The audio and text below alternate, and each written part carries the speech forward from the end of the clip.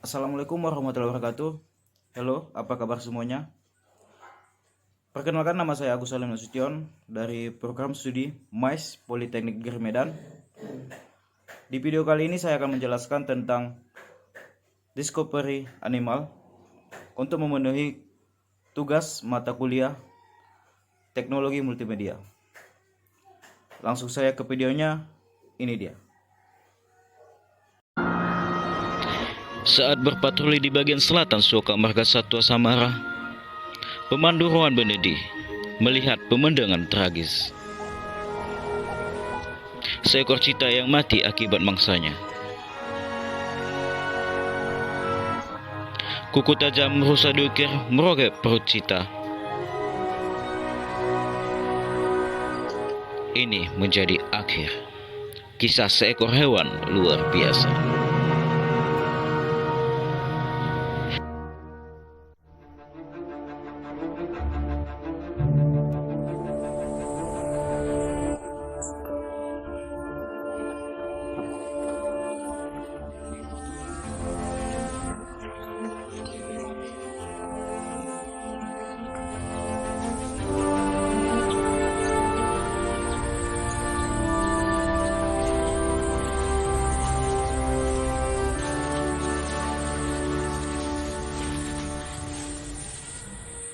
Tidak lama sebelumnya, dia adalah seekor anak cita cilik yang bermain bersama saudara-saudaranya.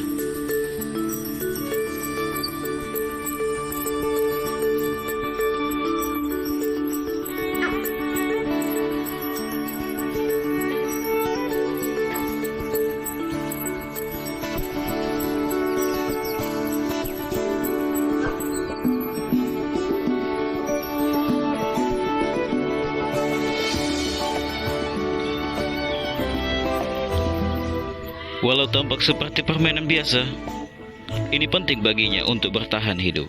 Saat besar nanti,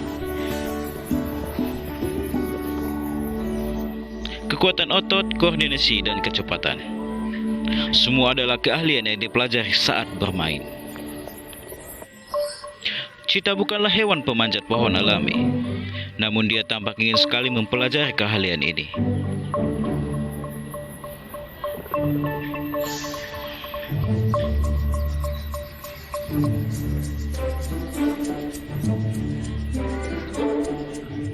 Induk sering meninggalkan para anaknya sendiri saat pergi berburu.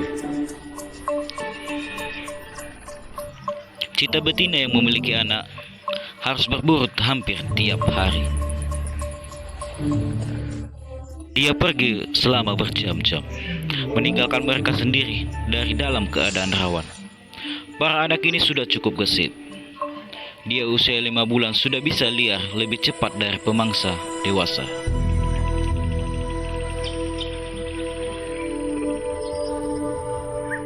Setelah para anak meninggalkan induknya, mereka tetap berkumpul bersama untuk saling melindungi dan mengasah kemampuan berburu mereka. Setahun kemudian, anak betina meninggalkan saudara-saudaranya. Para pejantan bersaudara seringnya tetap hidup bersama dalam koalisi perburuan.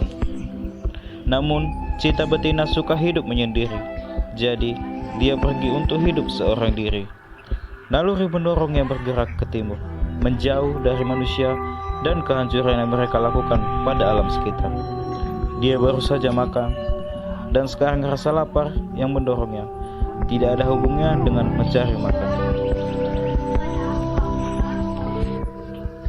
Dia akan berusaha menemukan seekor pejantan, namun hanya selama mereka kawin.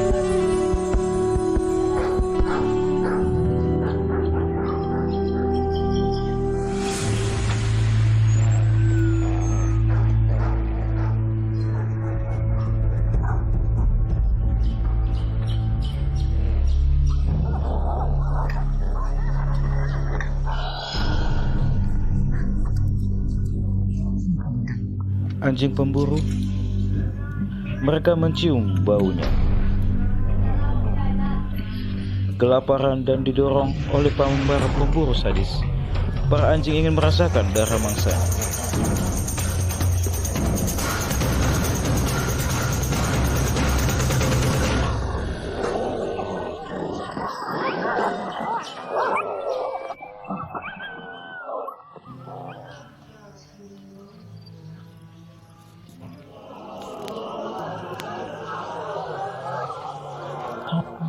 tertangkap dan kebingungan.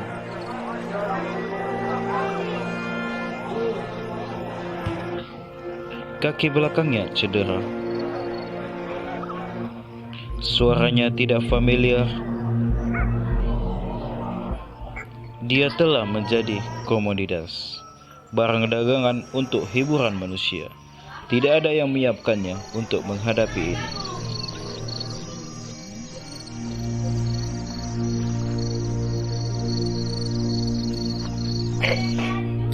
Pusat Penelitian Cita Duel, Pusat Citaan Pandik mendapat panggilan darurat. Seorang wanita melaporkan seekor cita liar yang terluka parah dan dikurung di dalam kandang.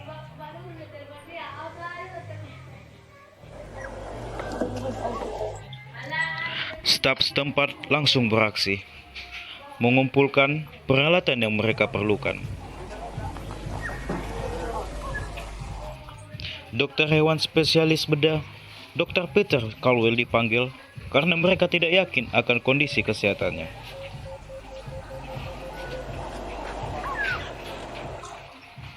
Pusat mendapat banyak panggilan yang melaporkan cita terluka atau tertangkap. Para petani menganggap cita sebagai hama, memburu serta membunuh terang-terangan banyak hewan yang hidup liar di wilayah pertanian ini. Populasi cita terus menurun drastis, dan ada kemungkinan besar mereka akan punah selamanya.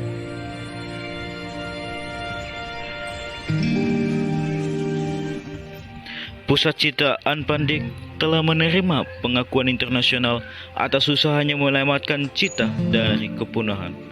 Terletak di Provinsi Northwest, Afrika Selatan, pusat ini didirikan tahun 1971 oleh Anne Pandik. Mereka memulai rencana pembiakan dalam penangkaran dan hingga sekarang telah berhasil membiarkan lebih dari 1.800 anak cita. Pendiri pusat ini memiliki rasa sayang besar terhadap cita, serta percaya bahwa manusia dan kucing luar biasa ini saling terhubung secara alami dan emosional. Ini hewan yang telah hidup berdampingan dengan manusia selama berabad-abad. Sudah jutaan tahun cita hidup berdampingan dengan kita dan amat disayangkan. Jika mereka tidak bertahan selama jutaan tahun ke depan, pusat ini menampung lebih dari 100 cita di kandang terpisah. Kucing-kucing tersebut digunakan untuk pembiakan, penelitian, pendidikan, dan pariwisata yang membantu membiayai pengeluaran untuk pemeliharaan hewan terancam punah ini. Untuk melawan perburuan liar dan penangkapan ilegal kucing hebat ini, Pusat Citaan Pandik menawarkan hadiah uang untuk informasi yang membantu dalam penyelamatan hewan yang tertangkap atau terluka. Dan panggilan terus datang tanpa henti. Panggilan tersebut datang dari seorang wanita yang ingin imbalannya untuk dapur baru, yang memberitahu pusat ini untuk mengirimkan tim penyelamat. Mereka menemukan hewan yang lemah dan terluka parah ini, dimasukkan ke kandang dan dibiarkan untuk mati.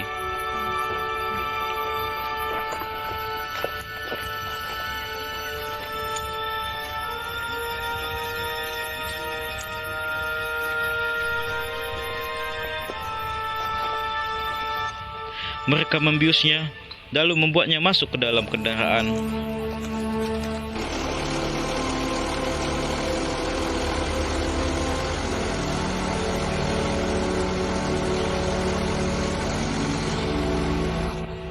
Tim kembali dengan membawa hewan cedera itu. Bukan hanya tubuhnya yang terluka, namun jiwanya juga terguncang. Kemungkinannya selamat amat kecil. Setelah masuk ruang operasi, Dr. Peter Caldwell langsung mulai bekerja.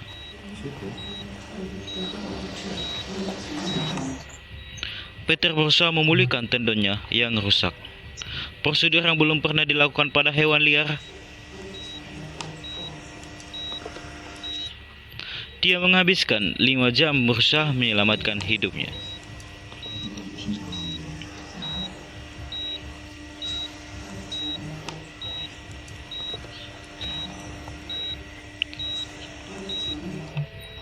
Kini hanya perlu menunggu apakah dia bisa melewati malam ini dengan selamat. Ini usaha penyelamatan darurat. Dia berhasil melewati, dan setelah berhari dirawat dengan seksama, dia perlahan pulih kembali. Lukanya mulai sembuh. Dia dipindahkan ke area yang lebih luas. Namun, prognosis jangka panjangnya tidak bagus.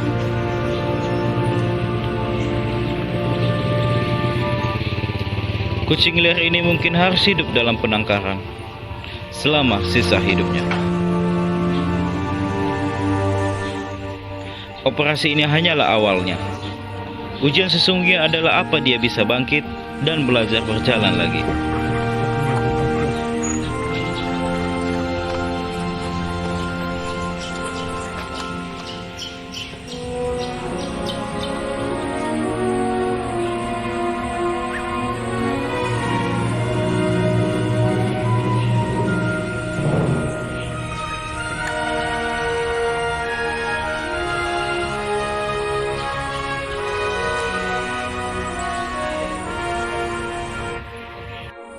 Dia gigih, dia terus berusaha.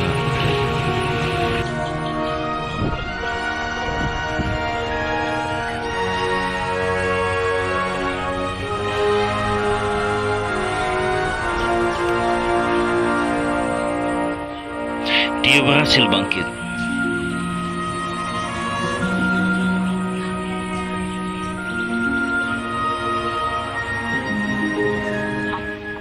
Dan berjualan kembali.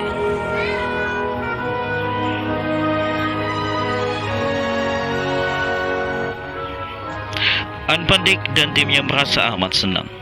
Mereka tidak pernah menemukan Cheetah pulih kembali dari kondisi selamah dan luka separah itu. Mereka menamakannya Sibella, yang berarti seorang nabi wanita.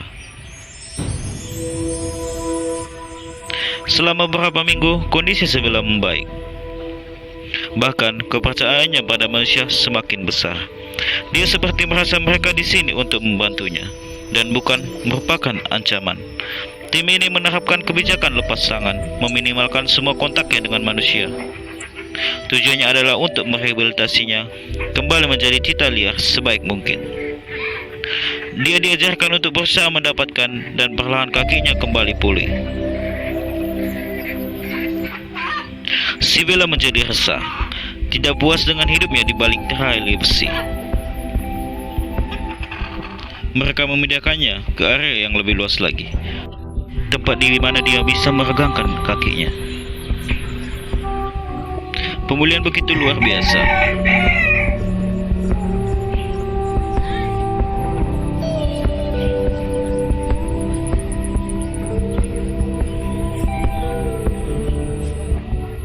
Sibella jelas pejuang sejati. Mereka merasa dia seharusnya diberi kesempatan untuk kembali ke alam liar. Sekarang mereka hanya perlu menemukan tempat yang bersedia menampungnya. Kemudian sebuah kabar datang dari lokasi tidak terduga. Sebuah lokasi yang tidak dihuni cheetah selama lebih dari 100 tahun.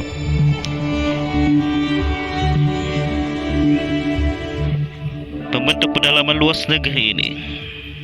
Daerah Karo beriklim semi kering di Afrika Selatan dahulu dikenal oleh para penjelajah awal karena keindahannya, lingkungan ganas, dan kehidupan liar yang luar biasa. Para penduduk awal suku Khoisan menamakan Karo tanah penuh kehausan. Di tengah dataran kuno ini, dikelilingi oleh pegunungan berwarna ungu, terdapat suaka marga satwa Samara, tanah ketentraman. Kebanyakan dari 100 tahun terakhir, tanah semi gurun ini telah kehilangan kehidupan liarnya dan digantikan oleh domba, kambing, dan pertanian. Ini terjadi hingga pasangan naturalisasi Mark dan Sarah Tompkins menemukan keajaiban di daerah ini.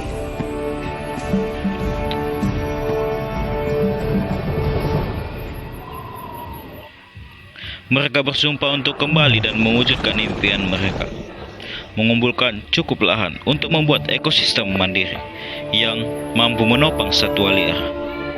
Kawanan antelop yang dahulu menghuni daerah ini serta para pemangsa untuk menjaga keseimbangan yang membantu memelihara ekosistem rapuh ini. Mereka membeli 11 hewan ternak tua, merubuhkan pagar, dan mengembalikan tanah ini pada keadaan liarnya. Sekarang di lahan seluas 2.837 hektar, kawanan hewan kembali mendiami daerah Karo dan Suaka Margasatwa Samara terakhir. Langkah berikutnya adalah mengembalikan pemangsa paling ikonis daerah Karo, yaitu Cheetah.